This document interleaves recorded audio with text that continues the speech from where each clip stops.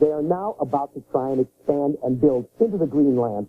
You're kidding. I'm not kidding. What are they going to build there? What are they going to build? They're going to build. They need a. This is a 2-year school, right? For some kids. They're going to build tennis courts.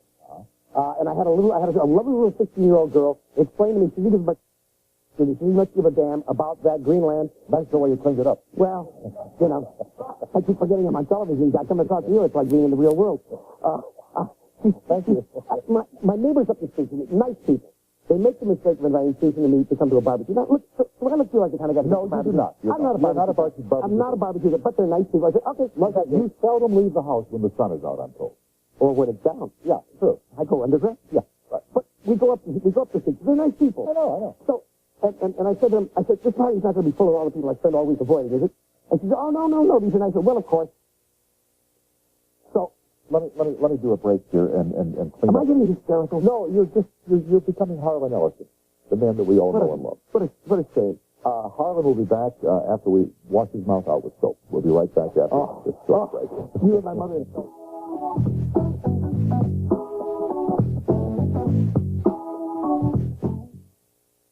Hey, don't start with me, Ellison. You know, you do your little books, I'll do my little TV show, okay? Let me just show you a picture here of the view that Mr. Ellison enjoys from one of the windows of his manse here in Los Angeles. See? Pristine.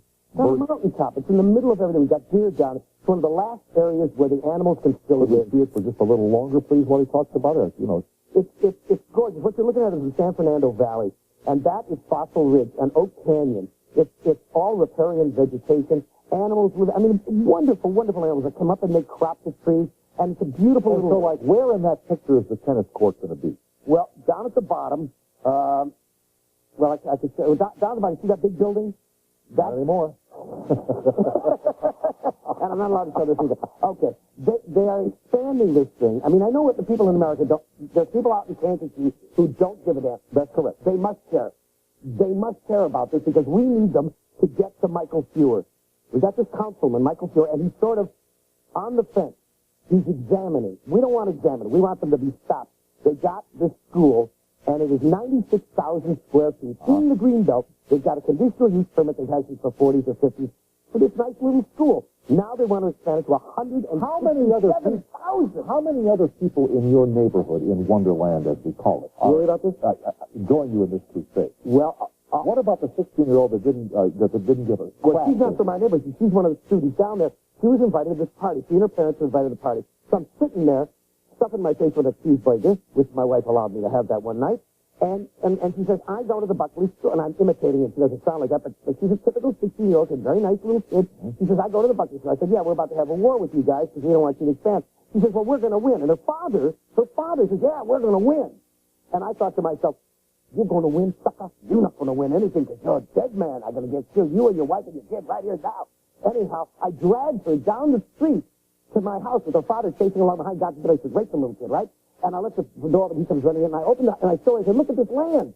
This land, Edgar Rice Burroughs had parties, had picnics. And she said, who was he? She said, Edgar Rice, you never heard the name Edgar Rice? I said, wait a minute, Tarzan. The name Tarzan. She said, didn't he write a poem? I said, yeah, he wrote a poem. I thought, this kid really needs a school down there. Doesn't need a tennis court. He wasn't learning too much in the school. No, the Buckley School is not teaching them much. And she needs this performing arts center. She needs a tennis court. If anybody on our staff... I beg people, please write to Michael Fewer, Councilman Michael Fewer in Los Angeles. Even if you live in Alberta, Canada, write to Michael Fewer. Tell him, please, not to let the Buckley School expand. Please, I've never asked you for anything else. Anybody on this show who wishes to send their child to the Buckley School, out of the question. Here's Kyle on the toll-free in Ypsilanti, Michigan. Hello. Yes, hello, Mr. Ellison. Let me ask you something in Ypsilanti. Are you going to be calling up the office of Councilman Michael Fewer in Los Angeles? Get off of it. And saying, don't let that school expand? Get off of it. Go ahead. Would you give me your phone number? No, we don't have No, I'm not going to give you your damn phone number. Look it up. I understand that several decades ago, you ran with a gang in Brooklyn. Yeah, way back when. What was your most intense experience in doing your hands-on research? Somebody tried to knife me to death. I got a baling hook scar here, which if I hadn't been wearing a leather jacket, would have ripped off my arm. It was high intensity. This was one of the great stupid things I did in my life. I had absorbed Hemingway's admonition that you should never write about what you don't know. So I get to New York, and I think there was a writer at the time named Ellison. He was writing juvenile literature novels, and I liked them a lot. So I said, well, I'll join a gang, and I'll write this novel. So I went over to Red Hook in Brooklyn, and I joined a gang, and I ran with them for about 10 weeks, and almost got myself killed. But rough crowd, though, huh? Oh, very mean. A lot meaner now. Nobody had Glocks in those days. They had zip guns. They had switchblades, grab steak knives. But you can get killed just as easily with a grab steak knife than you can, with a Glock. Yes, you can. Okay. But the project produced four books. Two books of short stories, The Juvies, and which was originally called Children of the Street, and The Deadly Street, a novel which is called Web of the City, and the biography which is called Memos from Purgatory. Carl, I'm glad you called. Thank you for watching tonight. I'd just like to thank Mr. Ellison for his years of hard work and appreciate the enlightenment that he's brought to us, to his readers. Thank you. Thank you very much. I and the Buddha have done out a very great. Thanks, Kyle, and have a good weekend, okay? Yes, good night. All right, bye-bye. Somebody emailed me to ask you about Babylon 5. Yeah. What was your fondest memory of that, and what do you feel was the best thing you contributed to Babylon 5, as I recall the email? Well, Babylon 5, as everybody knows, is the dance that is done by J. Michael Straczynski, who created it, and he did an amazing thing. He created, in 5 years, he plotted a 5-year arc, and he literally created War and Peace in space. And he had complete control over the show, and it's been an amazing success. I was permitted to work on the show with Joe as a contestant. And has very loyal viewers. Oh, and with cause. Right, with cause. There's a big difference, it seems to me, between the people who are big Babylon 5 fans and those who are fans of a lot of other shows, which I will not name. They're not fanatic as much as they are really loving. They know that they had something wonderful there, and after 5 years, it's now done, and Joe is going on to do a new series called Crusade.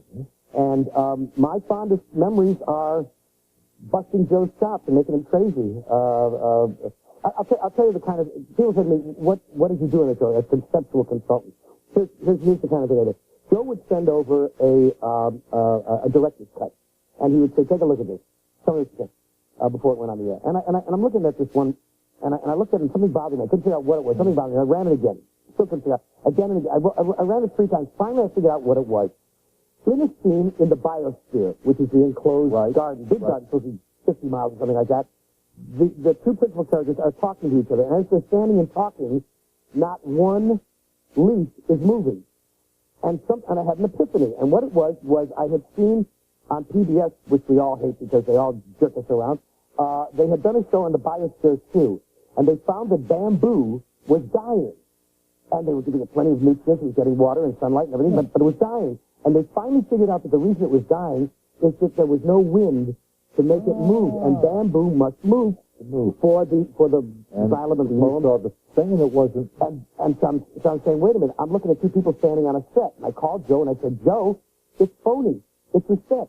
There's no crickets. There's no bugs. There's not the sound of the breeze. No leaves are moving. 2 people are standing in front of rubber plants on a set. And he said, my gosh, you're right. And he and John Copeland looked at it and they said, we're going to have to do something. So they rented big wind machines so they could make the leaves move, and they had to reshoot every single scene because they made too much noise, and I cost them thousands of dollars. And that made you delirious. And that was, no, they never used it again, but that's what I did. Okay. We will continue with Harlan Ellison after these messages. No more excuses. The Zyban is here. Prescription medicine, only available from your doctor. When you go on book tours, and I know you do this, what do you like better for interviews? Print interviews for papers and magazines or broadcast? Broadcast. Why? Because most of the people who do interviews, any schmenders in the world, think they can do an interview. Interviewing is as tough as what you do well. Most people don't do what you do very well. I've been interviewed by thousands of people all over the country, and they are dubs. They don't know how to do it. They don't know how to ask the questions. They don't know where to go into the questions. And when you give interviews, you find that you're dealing with people who are basically semi-illiterate. Really? Yeah. They don't know how to spell. They use spell checkers. They put all their stock and faith in computers and that kind of thing. They use cliches. There are 2 kinds. There are the people who are complete dummies and don't know who you are and expect you to explain everything to them, and then they get it all wrong. And when you say, look, I'd like to vet the copy, I'd like to see it, just to catch errors of fact, They say, oh, no, you can't. I'm a journalist. No, you're not a journalist, Mendrich. You're an imbecile. You're a pinata. You got to have a big stick to knock the crap out of you. And they won't let you do that. The others... it is truly you against the world, isn't it? I suppose. Yeah. I don't like it much. Oh, you love it, Harlan. No, I do. Oh, you do. Why would you say that? You get a smile on your face every time you talk about beating the crap out of somebody. Do I? Yeah, you do. That's not good. That's bad character. Let me ask you a question I've always wanted to ask. Yeah, well, You're Jewish, kid, right? I'm Jewish. What do you think of Christianity? You ever think about Truth? Yeah. Real truth? Yeah. I think it's mean-spirited. Really? Yeah. I think it, I don't like Judaism either for the same reason. The only religion I think has any real reason to exist is Buddhism. All the other religions tell you God is a mean, ugly, stupid, demented loony who will kill you if you masturbate. Mark Twain. Well, we both should have been dead for you. Have a catcher's mitt growing out of our head. On the Merv Griffin show. I got 1 minute. It's all yours. So. Merv Griffin show years ago. He was interviewing. He was trying to make me talk about astrology. I said astrology is crap. It's idiot. Anybody who believes it's an imbecile. I said, he said, do you believe in God? Well, he's got an audience that is composed of men with red necks and women with blue hair. And I said, well, I go with what Mark Twain said. Mark Twain says, you really believe that there is some bearded deity up there watching you all the time, and you look around the conditions of the world, you are forced to the ineluctable conclusion that God is a malign thug. And the audience went absolutely bananas and wanted to. They had to sneak me out the back door. They were going to kill you. Yeah. I don't like religions. I think when religion is good, when it is kind, when it is nice, when it is decent to people, when it is the golden rule, fine. I don't like it when it bombs abortion clinics in the name of God. I don't like it when people pass bookstores and say, take that out because God doesn't want that. How the hell do you know what God wants? God doesn't come over to your house and have bagels and lox on Sunday. You don't go bowling with God. They're all imbeciles that probably talk to God and God answers them. People were put away in lunatic asylums for this kind of crap. But no, there they are on television night and day talking about God's word like they get it. Well, you asked me and I told you. Yes, you did. You always have. See you next time, kid. Thanks for coming on. My pleasure. All right. Harlan Ellison, the guest. We'll be right back to tell you about Monday afternoon. Oh, God, I didn't talk about that. Oh, you.